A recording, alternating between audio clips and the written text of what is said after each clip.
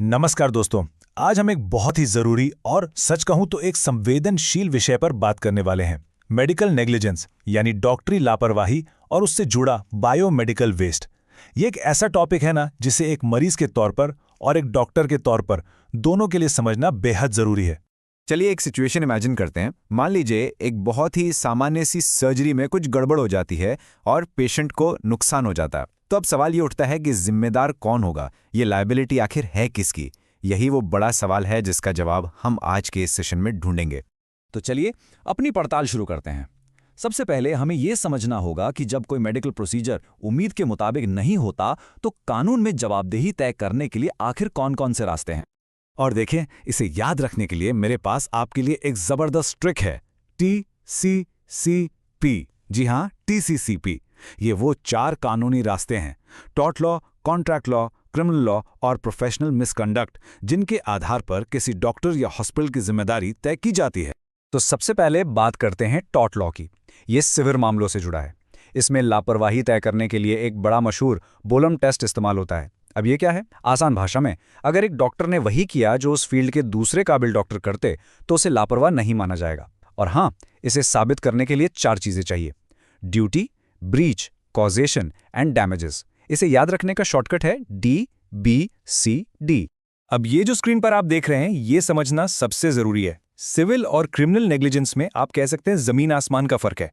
Civil negligence में एक error in judgement यानी फैसले में चूक भी हो सकती है, जिसका नतीजा होता है मुआवजा।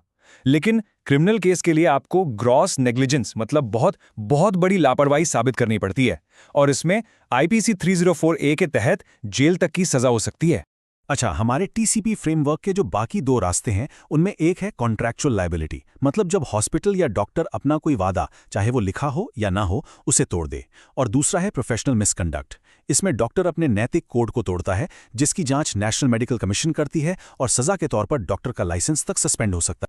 तो ये तो हो गए कानूनी रास्ते, लेकिन इन नियमों को असली शक्ल और मजबूती दी है हमारे सुप्रीम कोर्ट के कुछ ऐतिहासिक फैसलों ने। चलिए देखते हैं कि कैसे इन बड़े केसेस ने भारत में मेडिकल नेग्लिजेंस कानून की पूरी तस्वीर ही बदल कर रख दी।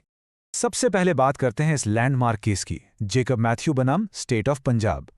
साल 2005 में सुप्रीम कोर्ट ने यह बिल्कुल साफ कर दिया कि किसी डॉक्टर पर क्रिमिनल केस चलाने के लिए सिर्फ लापरवाही काफी नहीं, बल्कि ग्रॉस नेग्लिजेंस यानी बहुत ही ऊंचे दर्जे की लापरवाही साबित करनी होगी।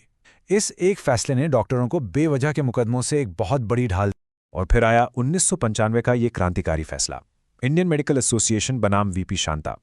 इस केस में सुप्रीम कोर्ट ने कहा कि पैसे लेकर जो मेडिकल सुविधा दी जाती है वो कंज्यूमर प्रोटेक्शन एक्ट के तहत एक सर्विस है। बस इसी एक फैसले ने हम जैसे मरीजों को एक कंज्यूमर यानी उपभोक्ता बना दिया, और हमें न्याय के लिए कंज्यूमर फोरम्स के दरवाजे खोल दिए। ठीक है, हमने कानून और केस तो समझ लिए, पर अब बात करते हैं उस चीज की जो इलाज के बाद पीछे रह जाती है, मेडिकल वेस्ट। क्या हमने कभी सोचा है कि ऑपरेशन थिएटर से निकलने वाले उस कचरे का क्या होता है? ये एक छिपा हुआ पर बहुत बड़ा खतरा है। जरा एक बार सोचकर देखिए, इस्तेमाल की हुई वो हजारों सुइयां, खून से सनी पट्टियां और इलाज के दौरान शरीर से निकले अंग या टिश्यू, आखिर ये सब जाता कहाँ है? और क्यों इसका सही तरीके से निपटारा करना इतना ज्यादा जरूरी है? दोस्तों, इसी खतरनाक कचरे को टेक्निकली कहते हैं बायोमेडिकल वेस्ट या शॉर्ट में BMW। इसमें वो हर चीज आती है जो किसी मरीज के इलाज, जांच या टीके लगाने के दौरान पैदा होती है। और हाँ, इसे ऐसे ही कहीं भी नहीं फेंक सकते। इसके लिए भारत में बाकायदा बायोमेडिकल वेस्ट मैनेजमेंट रूल्स 2016 बने हुए हैं।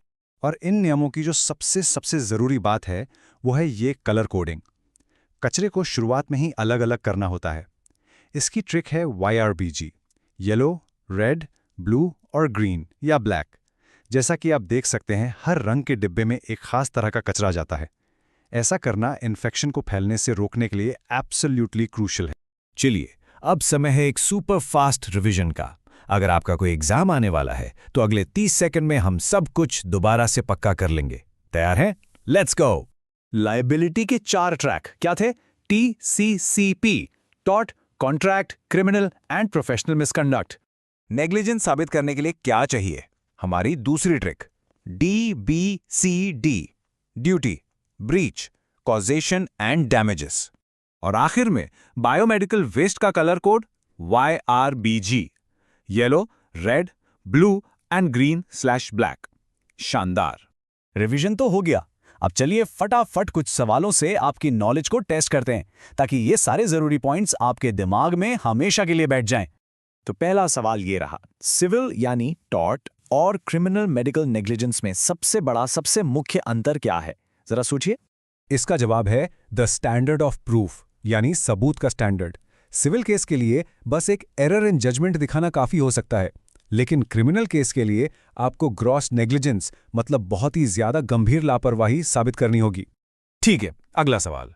वो कौन सा लैंडमार्क केस था जिसने हम जैसे मरीजों को कंज्यूमर का दर्जा दिया और कंज्यूमर कोर्ट्स के दरवाजे हमारे लिए खोल दिए? और इसका जवाब है इंडियन मेडिकल एसोसिएशन बनाम वीपी शांता का 1995 का केस। ये केस मरीजों के अधिकारों के लिए एक मील का पत्थर साबित हुआ। तो दोस्तों, आज का ये सेशन खत्म करने से पहले मैं आपके लिए एक सवाल छोड़कर जा रहा हूं। एक तरफ कानून डॉक्टरों को बेवजह के केस से बचाता है और दूसरी तरफ हम जैसे मरीजों को अधिकार देता है।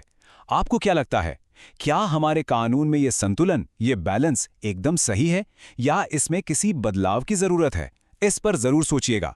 ऐसे ही इन्फॉर्मेटिव वीडियोस देखने के लिए LLB स्टूडेंट अड्डा चैनल को फॉलो करें एंड सब्सक्राइब करें। If you want any new topic, comment below.